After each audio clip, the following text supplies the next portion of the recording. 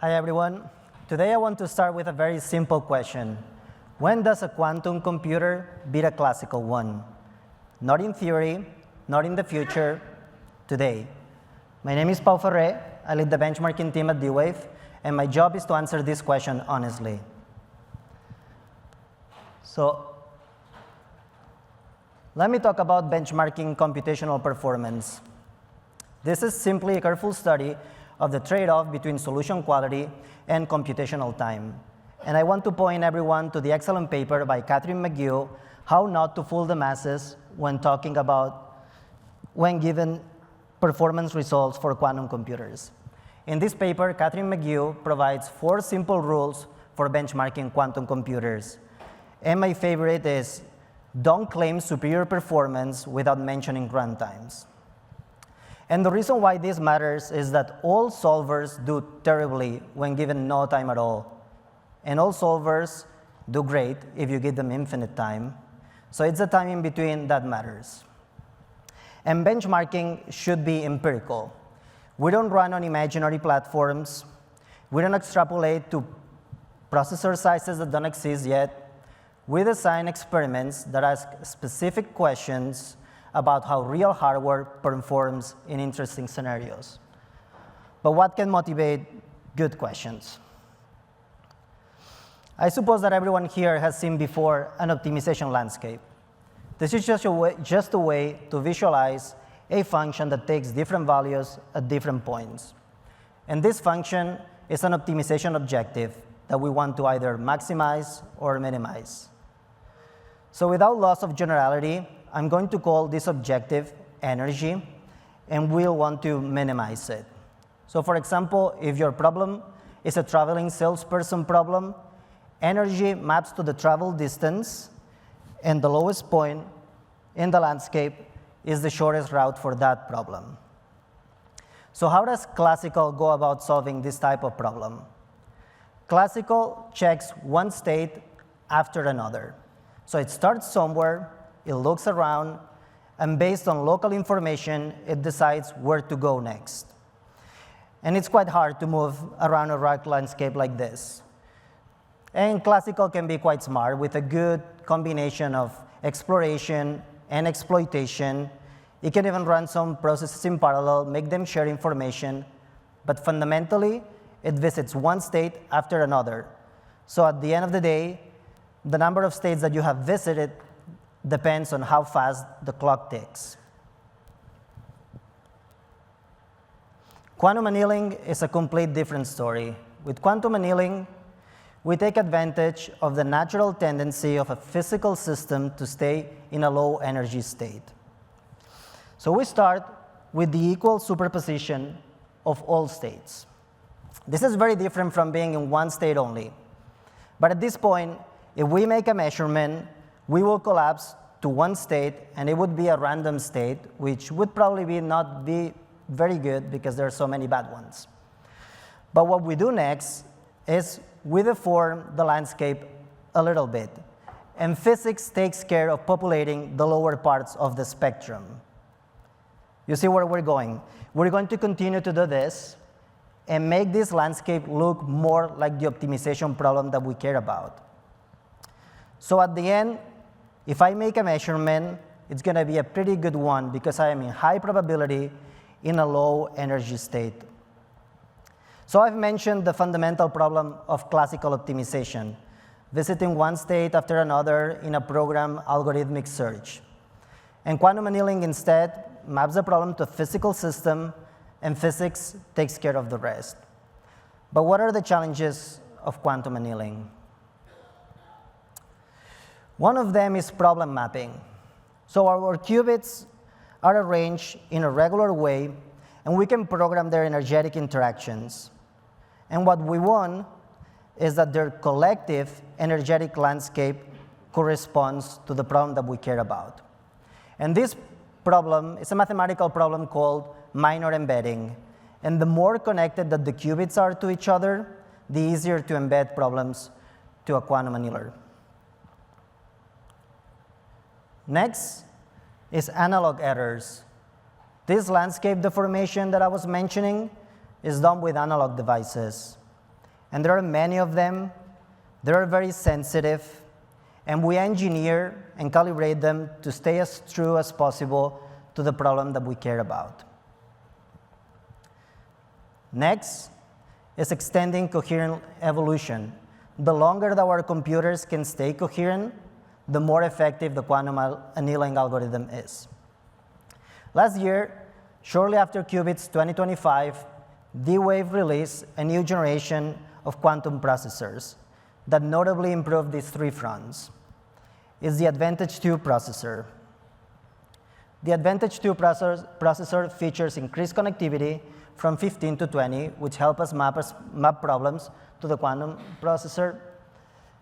It also has 40% energy scales, which means that in that energetic landscape that I was showing, good solutions and bad solutions are further separated, which promotes better solutions. It also has 4 times lower noise, which allows us to run the quantum annealing protocol to a finer degree of accuracy. And it has 2 times longer coherence time. So let's look at how the Advantage 2 system compares to the Advantage system. This is a high-precision spin-glass problem defined over a 3D lattice with 1,650 nodes. And here, I am showing relative error, which is distance from optimal on the y-axis, the lower the better, versus annealing time. And the first thing to notice is the gap between the blue line, which is the Advantage system, and the orange, which is the Advantage 2 system. This is the performance gap when running both systems for the same annealing time, which goes from 2x to 7x. And this is due to the combined contribution of higher energy scales, lower noise, and longer coherence. This data spans 5 orders of magnitude in annealing time, from 5 nanoseconds to 500 microseconds. So let me highlight 3 distinct regimes of performance. The first one is the decoupled regime. In the decoupled regime, we run the quantum annealer so fast that the environment doesn't have time to affect it. This is when we run for nanoseconds. And that allows us to run fully coherent protocols from end to end. And I want to show a couple of things here. The first one is a very steep descent towards optimal. This is faster than what's possible in classical dynamics.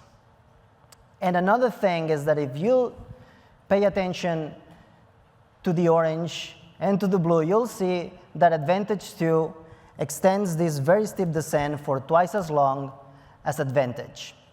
And this is due to the 2x longer coherence time. The next regime is the out of equilibrium regime.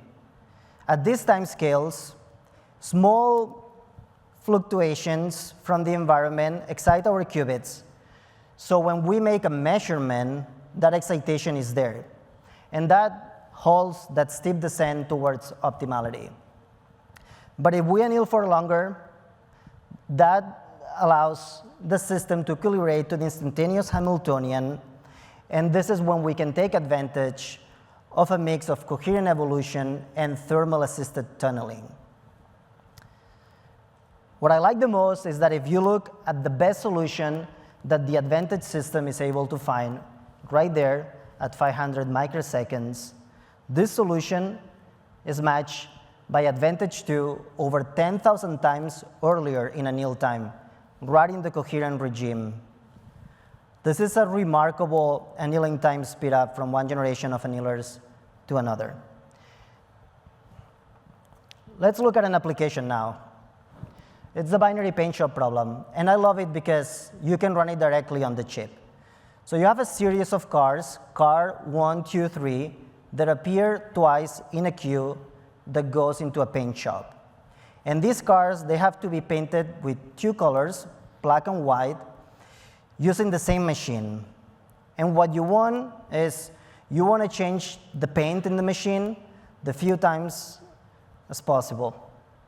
So here is one greedy solution in which you keep the same color until you find a car that was already painted in this color, and that forces you to change. This uses 3 paint changes. Here is an optimal solution that uses 2 paint changes. So here is solution quality from Advantage and Advantage 2 versus the number of cars. The solid line shows the sample median when asking the QPU for 1,000 samples on a single programming for 500 microsecond anneals. The dashed line is the sample minimum. You can see that all these orange lines are strictly below the blue lines. And what this means is that the Advantage 2 system performs strictly better than the Advantage system. And if you look at the dashed line, the sample minimum, you'll see that the Advantage 2 system is able to find optimality up to a larger size than Advantage. These gains are due to the combined contribution of higher connectivity, higher energy scales, lower noise, and longer coherence. So far, we've compared one generation of quantum annealers to another generation of quantum annealers. But are quantum annealers faster than classical? This is a hard computational problem. It's a high-precision spin glass defined on a Zephyr 12 lattice, which is the topology of the Advantage 2 QPU.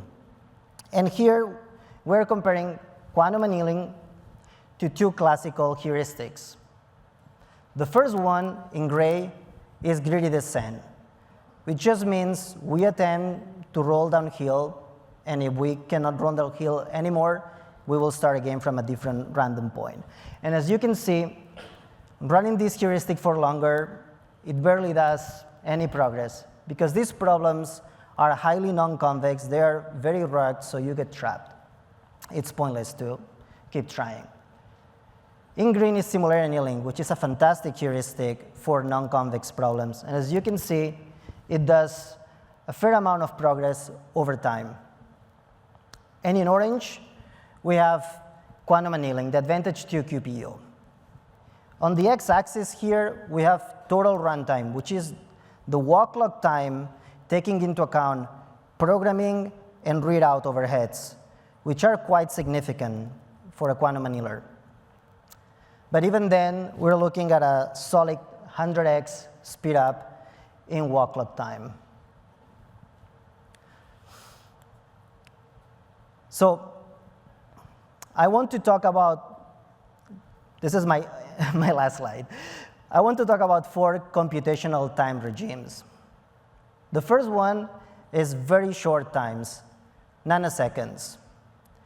So if we ignore overheads in both quantum annealing and classical, just for fun, a quantum annealer is able to run its whole annealing protocol end-to-end faster than a CPU instruction time.